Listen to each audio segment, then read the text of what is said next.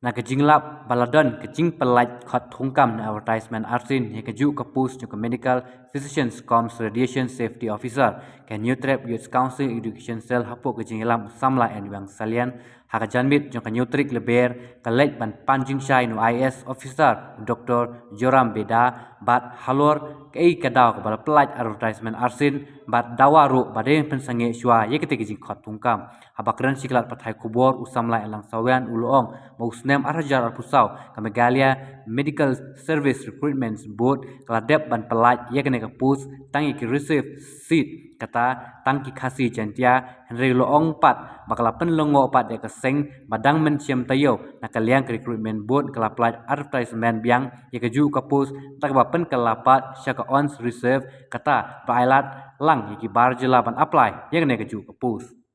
New Trap Youth Council Education Cell mentak sing layo ban kedua ya Dr. Jerome Beda dari Secretary Jongka Health Department. Aga bedai bat kani ka recruitment process ka bedai bat ka course medical physics com radiation safety officer. Aga ba nakalian jongka sangil iba nakalian jongka Meghalaya Medical Service Recruitment Board haus nam arjar apsau kala advertise ka course. Aga first advertisement kala bu tang ya ka tang kala bu hakta ka reserve seat. Lani kata reservation seat tangki kasih jantia ban apply kani ka position medical physics com radiation safety officer. Rai kaba peningwa bat kaba penkendit ingi kalong bangile iba mention tayo kata mentong sunem arja apsan ya kejuk advertisement la advertise biang hakat lingba kani ka Meghalaya Medical Service Recruitment Board ya kani kejuk position lor kani ka post hakaba la penkelapat ya kata ka reserve seat kaba lamang ya ki kena kasih jantia sya kata ka reserve seat kaba mut ba menta kani ka seat kaba la reserve di kasih jantia yo bahalang ban dan taki kena lani nam taki kandidat ki bar jela di belum eligible ban thum ban thapkam lani ban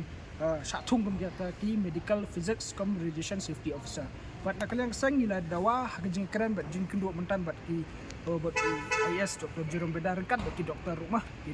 department ngile yo penyatai bat ya terba halor kan kamat hari nakaliang department kalau ba kani kamdei ba kadang kanu jing ya siang nakaliang ke department nakaliang ke board recruitment board ada pun advertise kan ke post lah Andrew Sin rai hakini Andrew Sin tentang lai Sin hakini ki lai Sin ki dan ki kena kasih jungi mah kasih jeng tagi bela apply ki kena ki bela pas ya ka MSc physics tambah ki dapat ki bela pas ya kata ka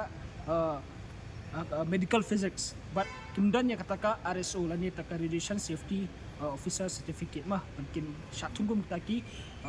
MSc medical physics com radiation safety officer but they halor kini kerong rem bana kalian ke department kamchim layo itaki eligible candidate rela dan tang taki rai at present kadang ko ka candidate na po asam kum ka jing batay jing department ba kani ka kum kata ka medical physics ka badai kum ka radiation safety officer badai halor kini kerong rem bana kalian ke department kampansi ban penkelano unreserved seat knang ban plilat pat kita ki candidate ki belum eligible namar ba nakalian department klai thuro ba ka hadom tamne ka nakalian ka nat